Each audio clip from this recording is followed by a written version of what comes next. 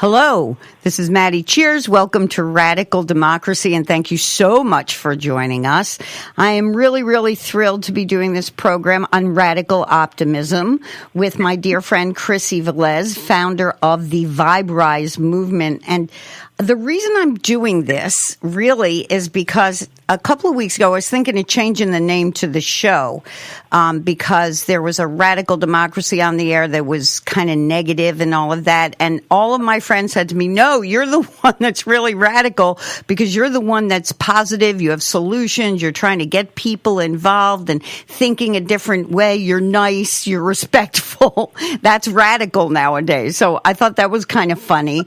And then I kind of reconnected with Chrissy recently. We've known each other for about 10 years. And from the moment I met her, she was just very impressive. She's a powerhouse. She's full of energy. She's always positive, amazingly, but not in that namby-pamby way. I don't want everybody to think we're going to just sit here and throw flowers and music and light. It's not Peter Pan, you know. Think happy thoughts and up you go. Though think happy thoughts and up you go is true, but we're not approaching it from that standpoint. And actually, for those of you who are afraid that we were, let me give you the science behind some of this before I turn it over to Chrissy.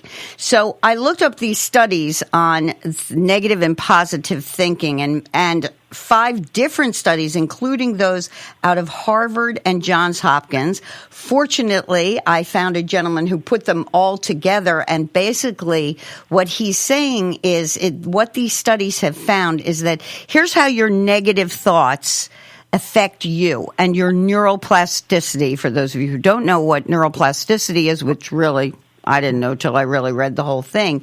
It's your brain's ability to make connections, to make new connections, I should say. And we used to think that stopped at age 26. It does not. It goes on your whole life. So negative thoughts do this to you. They slow down your brain coordination. They make it difficult to process thoughts or find solutions. They hinder your creative abilities, decrease the activity in your cerebellum, impact the left temporal lobe, where your fear factor is, affecting your mood, your memory, and your impulse control. Whereas positive thoughts, synapses, this is what happens. First, your synapses increase dynamically. So you're building more of those neural pathways. That's the area that your synapses are the area that connects your neurons, right? It increases your mental productivity by improving your cognition, your ability to understand things. It intensifies the ability to pay attention and focus. It improves your ability to think and analyze incoming data. It improves your ability to solve problems more quickly, and it enhances your creativity. So this is why I am on my mission to get 1 million people to stop watching the news. My sister's on her mission. My sister Celia's been on the show before and has pumped up parenting. She's on a mission to get 1 million parents to stop yelling at their kids. I'm on a mission to get 1 million people to stop watching the news because it is full of this negativity. And as I have just pointed out, you don't want to slow down your brain coordination and make it difficult to process thoughts and hinder your creative ability. You don't want to do that. So the idea is that people that want you, that want to manipulate you, they want you to do this. So when I was talking to Chrissy, and when I first found out she had started the Vibe Rise movement, I was so happy because the more you put this out there, the more I hear about people who are doing it. And Chrissy is definitely the right person to go and do this. From everything I know about her, I couldn't be more thrilled for us to have reconnected. So Chrissy, welcome. Tell us about your movement. Tell us about how it started. Let us in on the secret. Hi. I'm first of all, thank you. I am super excited to be here with you. I am also beyond grateful that we did reconnect, and this radio show is extraordinary. I'm honored to be here. Thank you for that. So, yeah, the Vibe Rise movement, I don't even know if I know where I want to begin. There's so much to cover. This was basically, I want to say vision. And that's how it came in. Word. I saw it. It was back in January. So what are we looking at? Is that 9-10 months ago now? Maybe more? So back in January of this year, I just had this idea to offer this movement, to create this movement. And the movement really is an invitation to society to consider the possibility of what their life could look like and what life could look like all around the globe if we each decided to choose positive perspectives a bit more often. Oh, yeah. And that's really, really the mission, is to introduce that concept, introduce that possibility, and ask that uncomfortable question.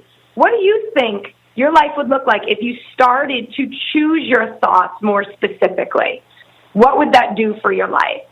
And there are some people that kind of maybe poo-poo the idea or dismiss the question. Maybe it's too uncomfortable to dig a little deep and really question their quality of happiness and what, if they have everything they want and so on and so forth. And other people are responding with their own light bulb, their own aha moment, and go, well, actually, and then they're starting to share their experiences. And then they might go out and kind of, something might show up in their space, and instead of having that maybe autopilot, knee-jerk reaction that they are used to having towards that situation, maybe they're stopping, pausing, and choosing a different perspective to look at it, and then it's altering the rest of that experience. And they're going, okay, well, that actually did something here. What is this? What is this? And then that conversation is being continued. Yeah, and that is exactly what we need to look at. I mean, there are certainly enough influences going on outside of us that are telling us that we should be afraid. Panic, go out there, panic. Panic, be afraid of this one, be afraid of that one. And as I just read, all of this nonsense is a form of manipulation. And we need to recognize it as that. I think we might be having are we having technical difficulties, or we're okay? I'm sorry. I can't see any comments or anything on my stuff. So if you see my screen is frozen, but I can hear you perfectly. Oh, okay. I think what it is, it's the superpower of perspective, and that's really what it is. Our superpower is choosing our perspective, because we cannot control circumstances, right? Life shows up. Things are happening every day that are completely unplanned. There are people in our lives that we cannot control the things they do, things they say, or even the things they think, even about us. Other people's thoughts and opinions are truly, really none of our business. So the only power we have is the power of perspective. How are we going to look at the situation? How are we going to choose our response instead of just reacting, or falling victim to circumstance? Oh, well, this happened, so I'm at a loss. I'm powerless here because this showed up. Yeah, exactly. And you're never powerless. That's Ever. exactly it. And that is exactly the point, is that we are giving up our power when we are focusing on the negative, when we are focusing on the divisiveness. I like to say the devil is in the divisiveness. When we're focusing on what separates us instead of what brings us together, we're in big trouble when we start doing that. And the idea is just what you said. We can make a choice to not do that. We can make a choice to step outside of our fear and be completely in our power. And that is what, there's a saying by Marianne Williamson where she says that, what we're really afraid of, and I'm not campaigning for her, but in her writing, she says, it's not that we're afraid that we're powerless. It's what we're really afraid of is how much power we actually have. And I think that is the thing we have to focus on, is how do we access that power. Hi, Jennifer. Thanks for watching. And Jason, thank you so much. So this is the thing that I feel like you're doing so well with the Vibe Rise movement. So why'd you end up calling it Vibe Rise? So I'm big into vibration, and let me break this down a little bit. So our thoughts, we think that they're ours, right? They come and they go, and they're our thoughts. But they hold so much more power. as you mentioned even earlier in the intro, how it kind of can even change us on a cellular level. So our thoughts are directly connected to our emotional scale. The things that we think, we start to feel. We could harp on a thought. Perhaps maybe you're standing there washing dishes and you're starting to harp on a thought of maybe you and a friend or family member or coworker had an argument earlier in the week, and you start to play it, right, over and over again in your mind like a movie. Right. You're hearing the entire conversation. We've all been there. We've all done this. What I should have said, what I didn't say, what she said. And what's happening is you could actually, if you tune in, you could tune into your body on a physical and emotional level, and you can feel the changes. There might be like an adrenaline spike or maybe a pulse increase, heart rate increase. Your body is responding to your thoughts. It doesn't know that you're no longer in that confrontational moment. Right. It's just doing what it does. It's responding. And your brain is doing what it does, and it's thinking. So you have all these thoughts come in. They're producing emotions off the wall, and then that is your personal energy. All of that is kind of rippling. I always picture it like taking a pebble and tossing it into a pond, that ripple effect. Right. That's a vibration. That's your personal vibration, your personal energy vibration. And it's always in motion. It's always on the move. It's always affecting others. So our thoughts affect others because what we feel affects others, and it affects, obviously, self. Exactly. So, right. So my main focus is, okay, hold up. Well, I'm doing this too. So what if I tune in just a little bit more to the thoughts I'm having and choose them a bit more specifically? If this one is not feeling expansive, if it's feeling more restrictive, let it go. Don't harp on it. Don't grip it tightly. Let it pass. And then switch my thoughts. Pay attention to the ones that are making me feel simply good. I want to feel good. Everybody wants to feel good. At the end of the day, that human goal is to feel happy. We want to wake up and be happy. So we want to feel good.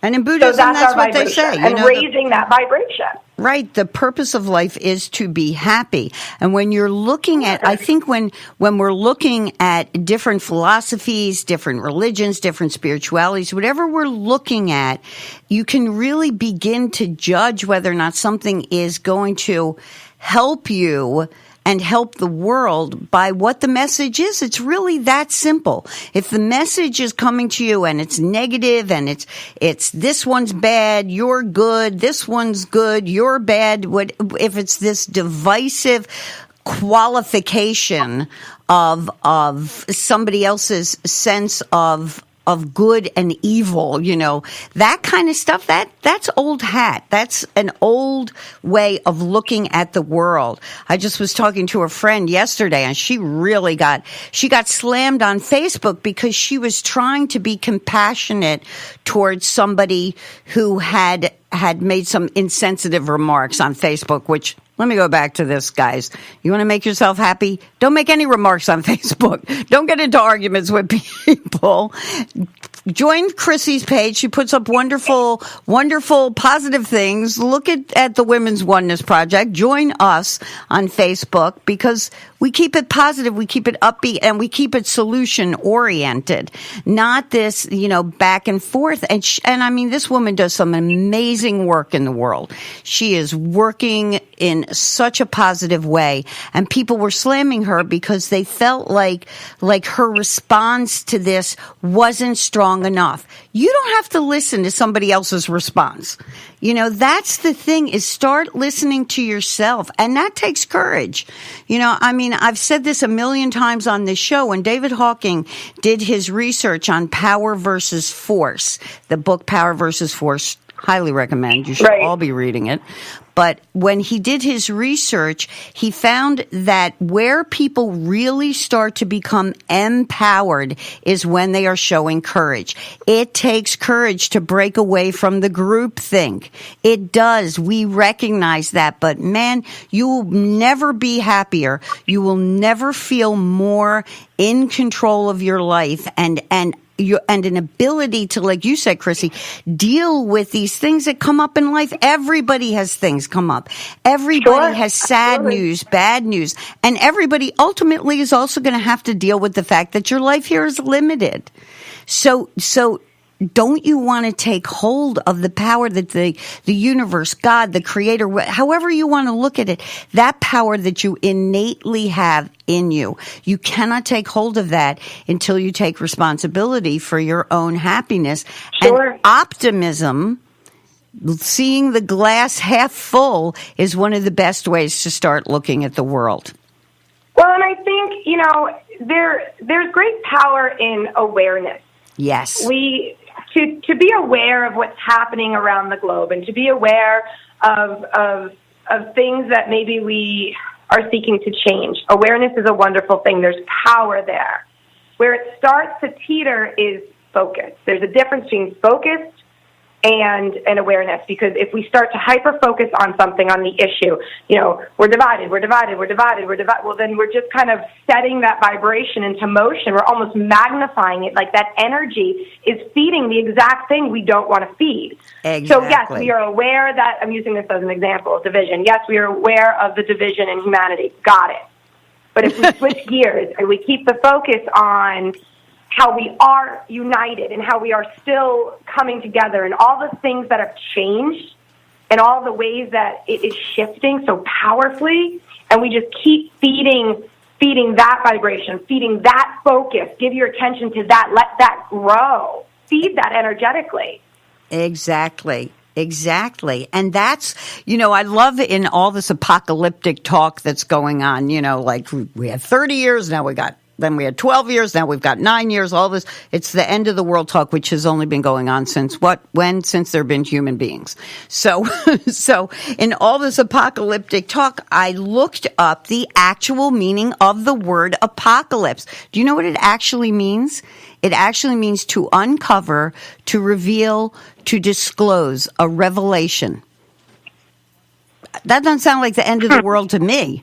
That's right. The whole thing. We use these terms over and over again. And when we go back to the wisdom from which they came, we find that wisdom is a lot more powerful and a lot more positive than we thought. We get in the habit of using things, like you were saying, in the habit of looking at the divisiveness, as opposed to getting in the habit of looking at where we come together, where we can be united. And that's where our superpower and perspective is. Where are we putting our focus? Where are we putting our attention? What are we feeding? Where's our vibration?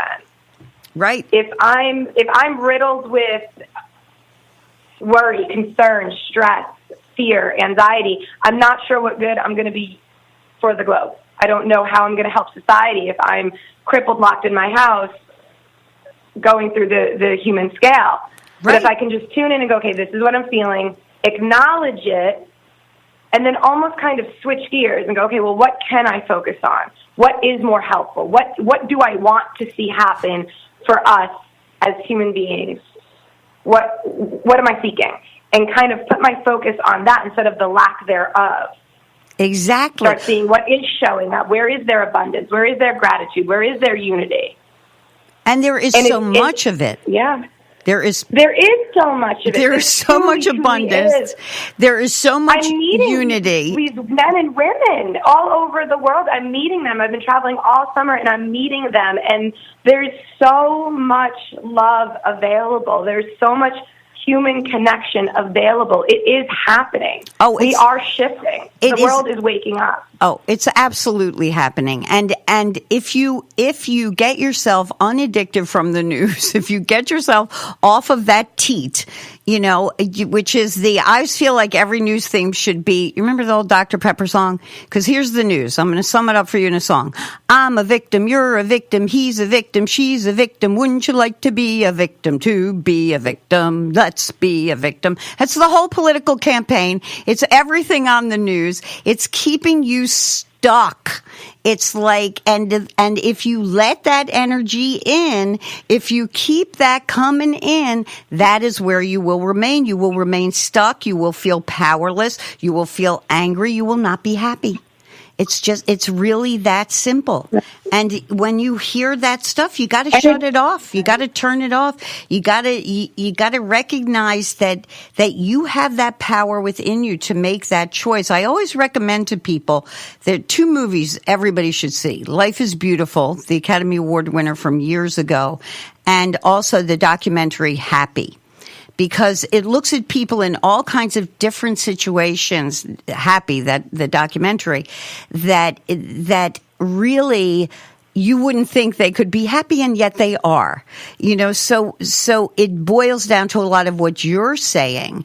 And I also want to put out there too, is from my dear friend and my teacher, Oscar Miro Quesada. He has a wonderful quote: "The world doesn't need more saving, it needs more loving."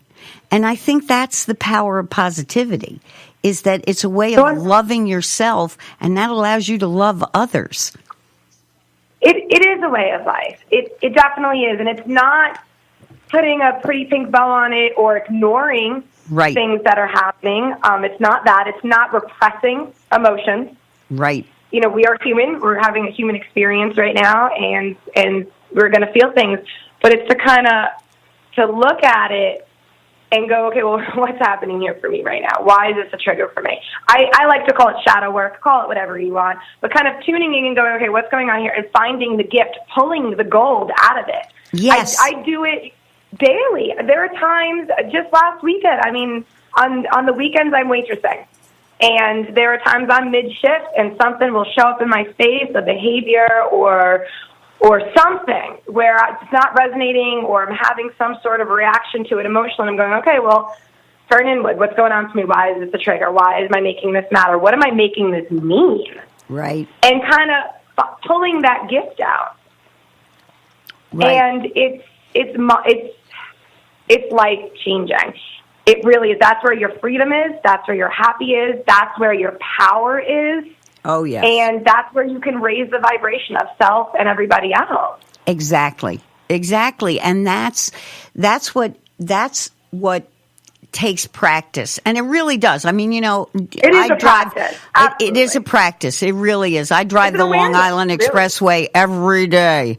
Let me tell you, that is a stressful experience. And you got, when you're in these high stress situations like we all are, then you've got to find a way to make yourself not there. You've not have the physical reaction to it, which doesn't mean I don't yell at a driver now and then in my car. But when I do that, I also look at it as a clue, why is this annoying me today when I'm just sitting here listening to my music? So what's happening with me? Right. And there is this common thing where if somebody maybe says something or does something that you're not feeling, right? You don't like it. Right. Instead of going, why did she say that? Why did she do that? Why did she act like that? Why is she saying that to me? No. Why is it bothering you? What are you making it mean? What's happening for you right now? What's a reflection upon? Dig deep. Kind of tattle on yourself. It's a tell on self, because you're going to find some things about you. You're going to discover parts of you that you didn't realize. You're like, oh, okay, I'm feeling insecure, or I'm feeling this. And it kind of comes up. It feels a little uncomfortable, kind of like a hiccup. And then it's out, and you're going, all right, let's keep it moving. Yeah. And then you're grateful. And then that moment, that kind of almost, I'm like, can I say sucked on the radio? That was just bad. We're later at night. You can say it. Fun. And now you're going, okay, cool. I'm grateful for that uncomfortable, sucky moment, because look what I just learned about myself. And now that's not going to be a trigger again for me. Right. That flip of perspective. You are not in control of anybody around you. You're always in control of self. That's right. That's exactly it. And you really hit on one of the ways to be in control, which is gratitude. That is one of the ways. When you feel like you're losing it, step back and start listing the things you have to be grateful for. And I don't mean in comparison, because that gets to be guilt trippy. Oh, people on the other side of the world don't have enough food. No, look at it. Don't even do the guilt and shame trip with it. Just go, man, I'm grateful. Yeah. I have enough food. I have a house. Whatever it is, it's going to bring bring you back from the brink, use it. And gratitude, and there's tons of research on gratitude and, releasing serotonin and dopamine in the brain. There's tons of research on just being grateful and what that does to you and how it lowers your stress immediately. Tons of research on how stress releases cortisol and it releases adrenaline, things that are not good for your body. So if you can pull yourself back to being grateful, when you're driving in that car, ooh, I'm grateful I have a car, instead of, oh, I wish my car were a BMW. And it is a practice. It is a practice. It very much is. Our brain is a muscle. It can be trained. Yes. Yes, that's so the whole neuroplasticity thing. This is like big research. This is for those of you that aren't in the spiritual realm with some of us, look it up. Fine, it's science. It's science. Right. It's okay. It's literally full. Yeah. I'd love to share the story. I think, speaking of gratitude and flipping a negative into a positive, I'd love to share with everyone the story of my mother, and which really planted the seed for me to rocket launch the Vibe Rise movement, and kind of I think is where the vision really came from. Please share. So it was, it's mind blowing, really. Incredible woman, my mother. She's been gone almost 2 years now. So it was May 2000, and if I'm remembering this correctly, 17. Yep, May 2017 she was very randomly, no signs, no symptoms, nothing. Very randomly diagnosed with cancer just about everywhere. Mm. They're thinking it would start as ovarian. They're not even sure. They weren't able to get sure. She found traces of cancer in her ovaries, her right hip bone, her lung. She had 15 lesions in her brain. I think there was even cancer in her cervix. It was wild, Maddie. And they gave her 6 months to live. She made it 5.5. But they originally gave her 6 months, even with the chemo, even with the radiation. It just was discovered too late. So, this is a prime example of life showing up. What's worse than hearing that you don't have very long to live? Right. She was 63 years old. What would be worse? If spilling a cup of coffee on your work clothes doesn't really seem so tragic. Right. So, how do you flip this? But she did. She did flip it, and she did remain grateful. And one of the things that she said to this, to our family was, "We're so lucky." And at first we're like, no, I don't think so. We really feel so lucky. But she said, no, you don't understand. We are. People die every day. And this family, we know about it. She said, we know that I'm going to die in a few months. And we have this gift of knowing. We have the gift of knowing. And she referenced families from 9/11 that did not have that gift of knowing, that didn't know they were not coming home. Right. She spoke of other tragedies, and she said, we have this gift. And she says, you have the power to decide what you're going to do next. She goes, you're going to come home from the wake, you're going to come home from the funeral, and you're going to be distraught. She goes, she referenced 5 minutes. We took a little longer than 5 minutes. But she said, I give you 5 minutes to be upset. I said, I'm going to need more than 5 minutes. But she said, be upset, and then get up. Pick yourself up off the bathroom floor, wash your face off, and decide what you're going to choose for your life, because you're alive, and life is for the living. So what are you going to choose? Yeah. And this was the message. She was grateful for the gift. And she was bossing us around and talking about funeral arrangements, and it was awesome. And I did decide to choose something, and I decided to choose the Vibe Rise movement and to introduce this radical concept of optimism and positivity around the clock to the world. It's just an invitation. Take it or leave it, but try it. You might be totally surprised how you change physically, emotionally, how your life changes, what you start to attract. I mean, the law of attraction, that's a whole nother conversation, but everything's going to shift when you start to pay attention to where your focus is. And her focus wasn't, oh my God, I'm dying. Her focus was, wow, we get to know about it. Okay, let's stick together and plan for it. Exactly. And that's, really death awareness is one of the ways to become grateful. We live in a death denial culture. Absolutely. So we're like, somehow I'm going to live forever, which is not an unusual thought for human beings. But when you get to the point where you are acknowledging that your loved ones are going to die, you're going to die, then you start to make different decisions about the way you look at your life. My mom was very sick for 2 years. She had ALS. I think I've talked about it on the show before. And she decided that she was going to live at home. We all helped her do that, and that she was just going to hang in there as long as she could so that she could be with her family. And she was, I think I've even told this story before, similar to your mom.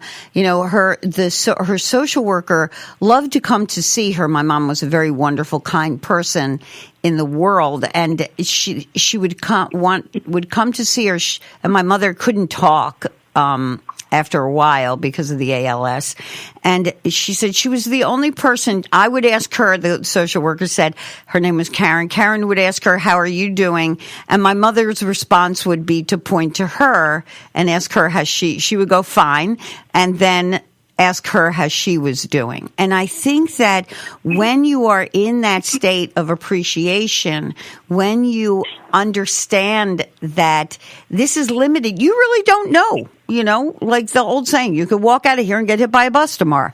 When you get into that state of appreciating life, when you listen to the message of people like your mother, my mother, it makes you give more time and more thought to designing your life. I remember once listening to an ethics teacher who said most people spend more time trying to decide what kind of car they're going to drive than what kind of life they're going to have. And I think that's what your movement is all about. I think when you can clear and focus. I think it's a misconception that some people might not realize how they can control more of their life and their life experiences simply by choosing to what they tune into. They think that, they put so much time in maybe perhaps picking a car out because it feels like they control it 100%. And they think, maybe life just happens and I'm just kind of showing up and trying to get by and trying to survive. But no, you are the creator of your reality simply by what you focus on, what your thoughts are, period. You can design your life. Yep. Things will occur along the way, but you are still in control of how you respond and how you choose to engage or not engage. Right. Exactly. Where you choose to put your focus, how you look at it. It's all up to you. Yep.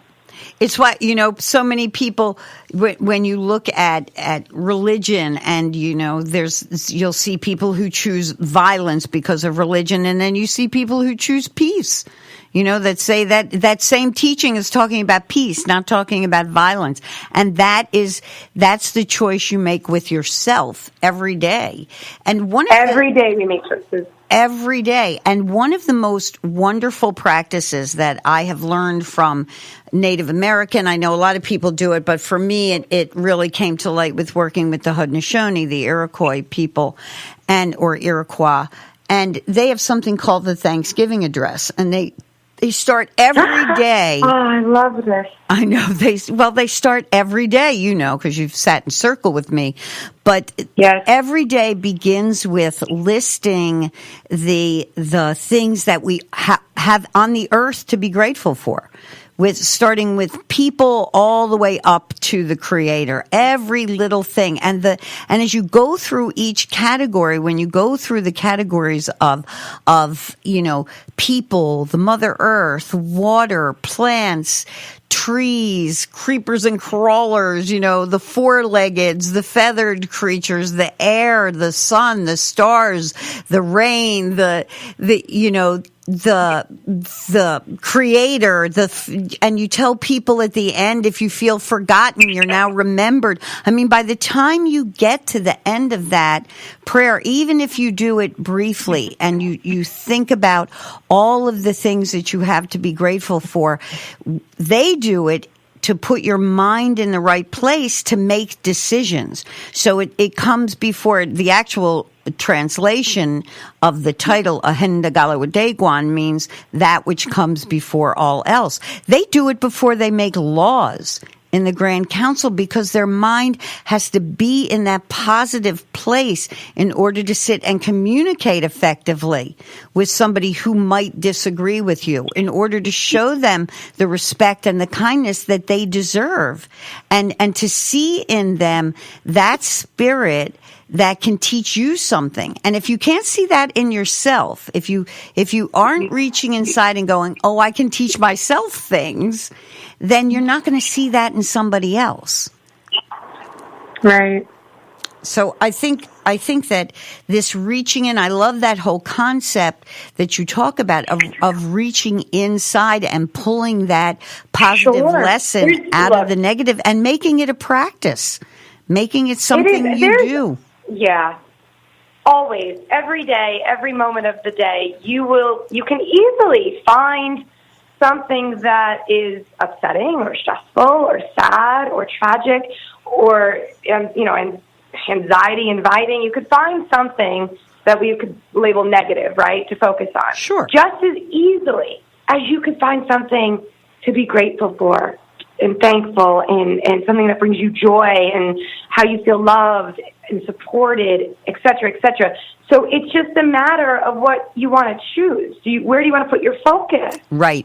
You get to choose. That's your superpower, the power of choice. Exactly. And nobody's saying don't be an activist, but look at it as sacred activism. This is a term that Oscar Miro Quesada also uses. Sacred activism means that you're going to look at something that looks like a negative, and you're going to figure out what that lesson is and how to bring the solution to the world. Not how to force it on somebody, again, going back to this whole difference between real power and force, because anything that's forced ultimately disappears. So the real revolution, the real radical change is in moving away from violence. And when you look at the people that made that choice to the peaceful and conscious revolution of a Gandhi or a Martin Luther King or a Buddha or a Jesus, when you look at these examples, you see that these were people that they didn't condemn anybody. They weren't calling people names. They weren't making fun of people. They were saying, okay, here's the problem. What can I do? What can I bring to this? And mostly what they were bringing to it was love. And mostly what they were looking at in sacred activism was, whatever I say, I'm not going to hurt my soul, but I'm also not going to hurt your soul. I'm not going to damage your spirit with the words that come out of my mouth or the actions that I take. That doesn't mean I'm not going to speak my truth, but I'm also going to understand that my truth may not be your truth, and that's okay. That's okay. And I think for me, something that I practice is paying attention to the vibration. So I'll give you an example. There are things that I stand for. Animal rights, right? Let's say I'm having a conversation with someone. I do inventory check. I tune in. I'm like, what's going on for me? And I check my vibration. Because if I feel myself vibrationally starting to shift, if all of a sudden I'm not feeling expansive, if I'm starting to feel frustrated or aggravated or annoyed, or I'm talking faster, or I'm trying to kind of, no, let me explain. All of a sudden I'll catch myself and go, no, because that's not the space for solution or an appropriate discussion. If I'm feeling calm and we're just swapping perspectives, and I'm hearing them and they're hearing me, and even though the topic might be a strong topic, but our intent and our vibration is pure. Yep. And we're kind of swapping ideas. And, I didn't see it that way. Well, this is kind of how I'm seeing it. And I tune in. And if vibrationally I start to fly off the handle, then I retreat, because I realize that my intent is now shifting.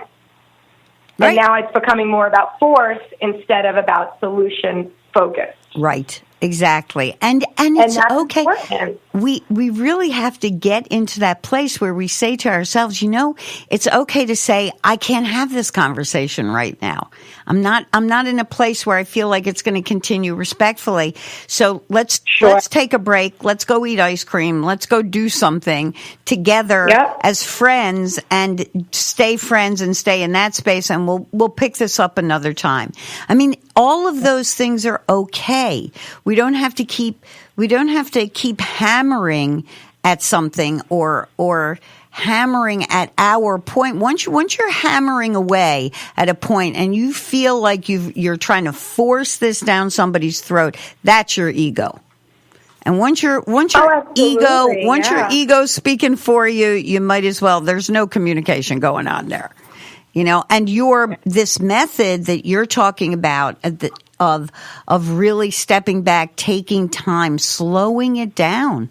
It's like a while ago, before the internet went so crazy, there was this whole slow down movement. And I mean, Native people have been doing this for eons, but there was a big movement about slowing everything down. There was the slow food movement, the slow meditation, we need to slow down. Everything should not be quick. The Haudenosaunee have this concept. They don't have a concept of good and evil. They have a concept of the good mind and the quick mind. The good mind is what you're talking about, is considering, where am I now? What are the words coming out of my mouth? I know these words have power. Who am I sitting with? How much listening do I need to do before I speak? Am I in a state of gratitude for being alive? It's this checklist, this slowing, whereas the quick mind to them, which is what many of us would call evil, is I want it now. It has to happen right now. Wait a minute. Why isn't it happening fast enough? And guess what? It's your fault. Can't possibly be my fault. It's got to be somebody else's fault. So a lot of what you're talking about fits into these Native concepts of equality, these Native concepts of slowing down, appreciating nature. One of the most restorative things you can do, and for those of us that are lucky enough to have it around us, is get out there and when you're really feeling that stress, sit down, sit by a lake, sit under a tree, hug a tree. There's all kinds of science around this stuff. We're not talking about something we made up, out of our heads. No, and it's simply just being present. Everything you're describing is just being present with the moment, leading up to this very conversation, to being on the radio, being present with that, tuning in. I'm okay. I'm a little excited. I'm a little bit nervous. Tuning into both. Okay, where do I want to put my focus? I want to put my focus on Maddie and the conversation that she's going to bring forth. Right. And it's just a matter of what we're choosing. Exactly. It's all about being present to self and deciding this thought isn't working for me. Right. This thought is. Exactly. It's just that easy. It is that easy. And we are the only ones on the planet that get to make that choice. Like Tom Porter, the Mohawk elder we work with, always says, a deer always grows up to be a deer, knows how to be a deer, follows its instructions, grows up to be a deer, does not grow up to be a chipmunk, right? We have a choice to make about who we're going to be. We have been granted free will. We have been granted this ability to make choices. And the frame of mind and heart that you are in when you are making those choices is everything. It's everything. It's Vibrise. It's, I love the name. It's the Vibrise movement. The Vibrise movement. Okay. There's on the page, on the Vibrise movement Facebook page, the background cover photo. Cover photo asks, how will you raise the vibration? Yeah. Meaning it's a choice. What are you going to do? And I recently had a couple different women reach out to me. They're in different states. They were not in the same state. And they've reached out to me. They said, hey, I want to bring the Vibrise movement to where I live, to my community, to my state. And I'm going, well, yeah. What does it look like for you? How are you inspired to look at things more positively more often? Right. How do you want to share it with your community? There's no wrong way to do it. This is not a business. This is a movement. Go for it. Have a blast. Right. Connect with people and, plant seeds for them. There's no wrong way to practice choosing your perspective. Exactly. That's it. And you know, in Peruvian healing, there is this concept called Aini. It's sacred reciprocity, which is basically what you're talking about. Sacred reciprocity is a much more complex concept than, like, you know, you give me a massage, I give you money. It's not that. It's way beyond that. It's the idea that when you're making these choices and that you're conscious of the choices you're making yourself healthier, which in turn allows you to make the world healthier. You know, it's sacred nourishment is, I think, a really good way to put it. You know, it's getting yourself into that place where you feel nourished and then you can nourish others. So when you're entering into these relationships, it's something that benefits both people in one way or another. And when you're entering into relationship with somebody else, if you see that person as sacred, whatever that means to you, if you see yourself as sacred, and you've worked towards making this relationship one of reciprocity, that everything in the world becomes that. You do something great for somebody else. It doesn't mean they owe you. It means that their vibration is raised. They can go out and do something great because we're all here together. You know, we're all in it together. We really are. Yeah, exactly. One of my favorite teachers and mentors, she talks a little bit about, if you really want to be selfless, to be a little selfish, because you can't, that, you know, we've heard it before, can't pour from an empty cup. And right. I'm sure there's other quotes like it where we all want to help, but if you're burnt out, exhausted, resentful, overworked, tired, frustrated, then your vibration is not helping anyone.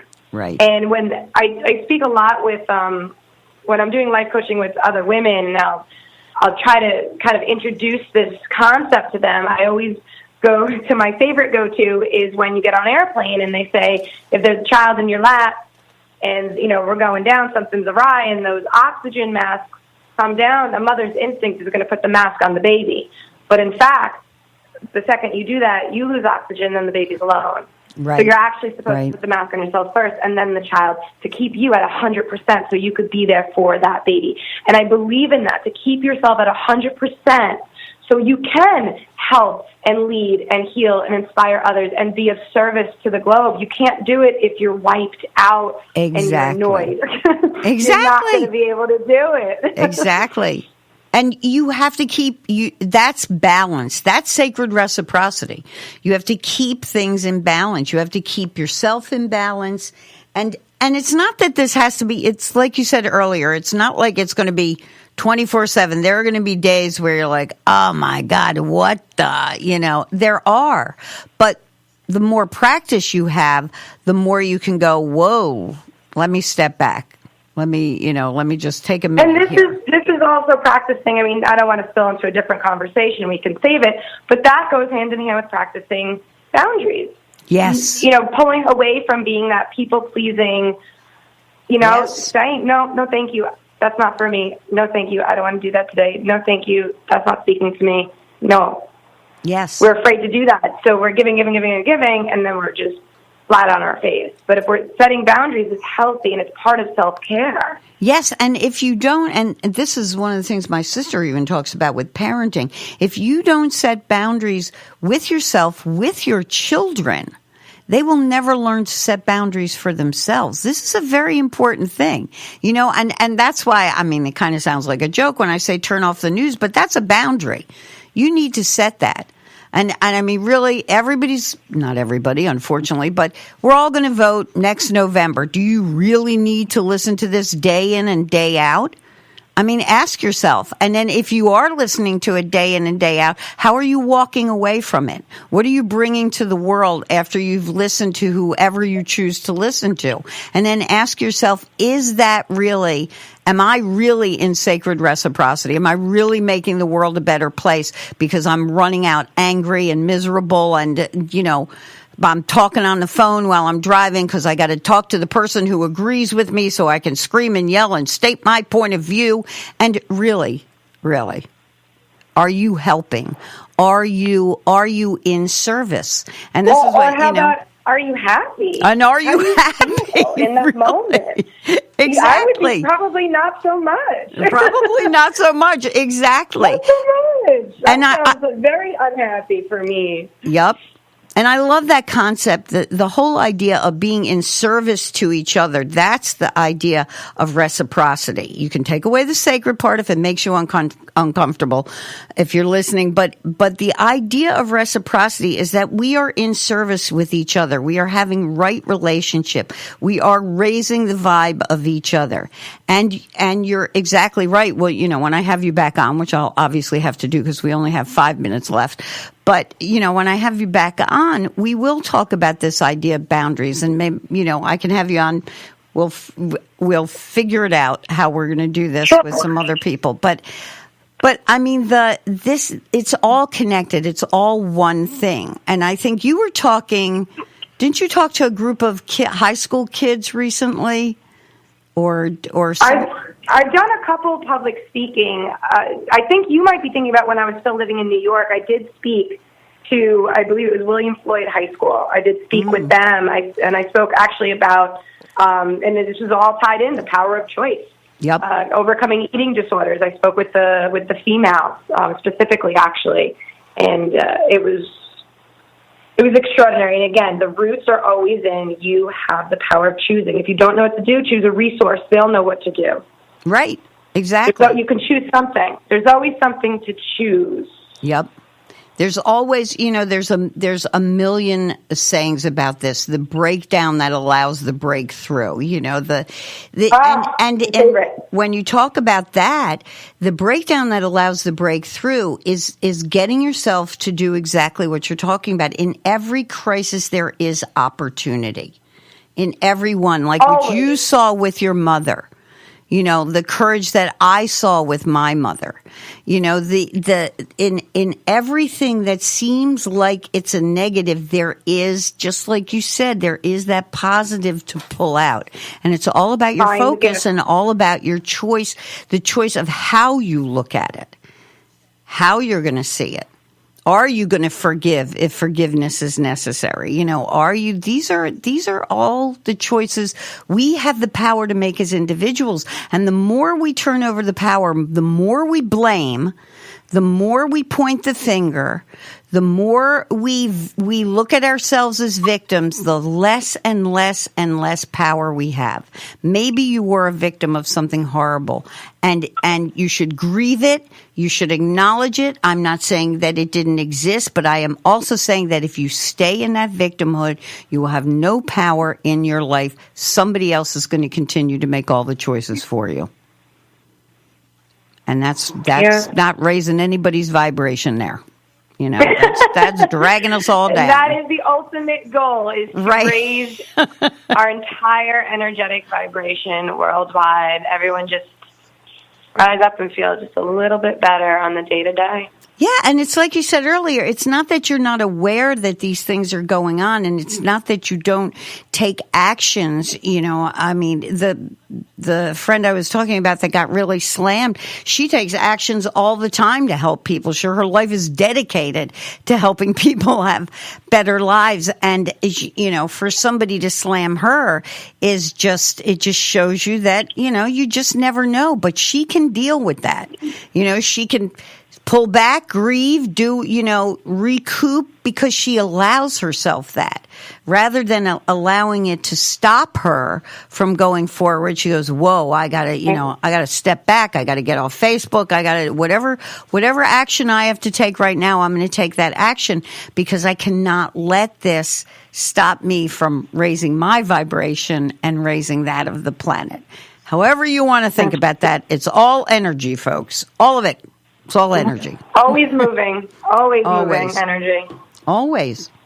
And I mean, I love there's this one meme that I periodically repost where it says, it's this guy standing up with a sign that says, non-judgment day is coming.